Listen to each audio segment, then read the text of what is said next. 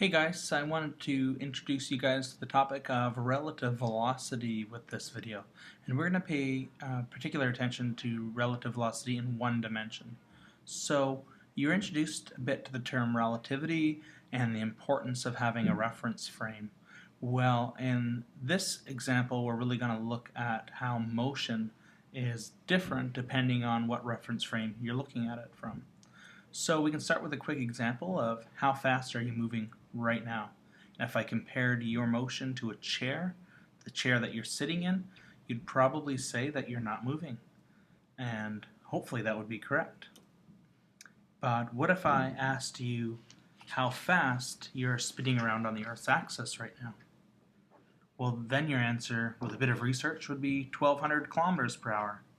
Or how fast is the Earth going around the Sun? Well, that's about 100,000 kilometers per hour. Okay? So it really depends on our reference frame in order to determine motion. So let's look at a quick example of this. You probably remember that I used to work in Japan, and whenever I would take a flight from Canada over to Japan, it took me about 10 hours. However, whenever I flew from Japan to Canada, it only took about 8.5 hours. So what caused this discrepancy? You probably correctly guessed that it was the wind. And at this latitude, you have these westerlies that blow the wind to the east. So the velocity of the plane as it traveled relative to the wind was about 800 kilometers per hour to the east.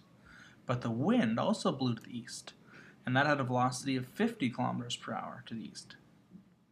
But that wind velocity is relative to the ground. So if we looked at, well, what's the plane's velocity relative to the ground? So, well, if the plane's going at 800 relative to the wind, and the wind is 50 kilometers relative to the ground, all in the easterly direction, then you could probably correctly assume that the velocity of the plane relative to the ground is 850 kilometers per hour to the east.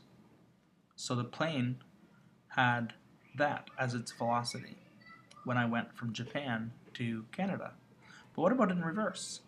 Well, the plane still traveled at 800 kilometers per hour relative to the wind, but the wind velocity was going in the opposite direction. It was going 50 kilometers per hour to the east. So the question again becomes, what's the velocity of the plane relative to the ground?